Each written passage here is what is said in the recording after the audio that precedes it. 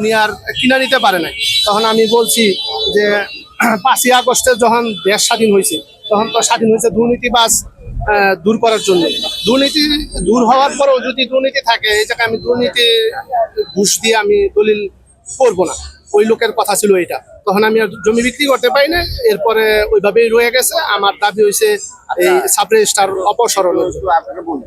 ক্রেতা ওনাকে বলছে যে জমি রেজিস্ট্রিতে যে খরচ আসে উনি তার উপরে 2 লক্ষ টাকা এক্সট্রা চাচ্ছে। 2 লক্ষ টাকা এক্সট্রা তো আমি দিয়ে দলিল করবো না, উনি তো এর বেশি বলতে পারবে না।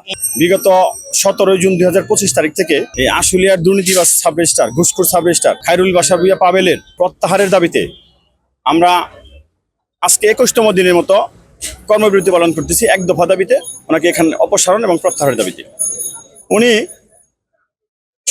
23/3/2025 তারিখে আশুলিয়া অফিসে যোগদান করার পর থেকেই উনি ঘুষ দুর্নীতির সাথে মানে নিজেকে এত বেশি জড়াই পড়ছে, মানে অন্য কারো কথাই মানে ভ্রুক্ষেপও করে না, কার্পণ্য করে না। ওনার সাথে আমরা দফায় দফায় বৈঠক করেছি।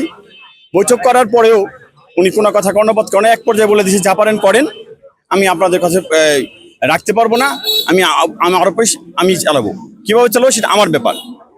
বর্তমান যে একটা সোনার বাংলাদেশ, এই বাংলাদেশ 24 পরবর্তী যে একটা বাংলাদেশ হয়েছে, ছাত্র জনতার আত্মত্যাগের বিনিময়ে যে আমরা একটা নতুন বাংলাদেশ পেয়েছি, সেই বাংলাদেশে তো আমরা ঘুষ দুর্নীতি সহ্য করবো না, আমরা সহ্য করতে পারি না।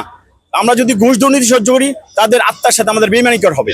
আমরা এর জন্য এক দফায় আছি, কবে এখান থেকে ওনাকে উপর মহল থেকে কবে ওনাকে প্রত্যাহার করে নিয়ে যাবে। উনি একটা, আমি এর আগেও বললাম, একটা ঘুষখোরের পরিচয় সে ঘুষখোর, দুর্নীতিবাজের পরিচয় সে দুর্নীতিবাজ। উনি এর আগেও যে কাজ করছে, এখন আমাদের একটা দাবি, ওনাকে তো এই আসলে সাব রেজিস্ট্রার অফিস থেকে প্রত্যাহার করে নেবেনি। উনি সরকারের একটা অফিসার হইয়া, যার মধ্যে দেশপ্রেম বলতে কিছু নাই। উনি সরকারের রাজস্ব আদায়ের ক্ষেত্রে যতটুকু না আপনার সোচ্চার, তার চেয়ে বেশি সোচ্চার উনি হলেন আর ঘুষের ব্যাপারে।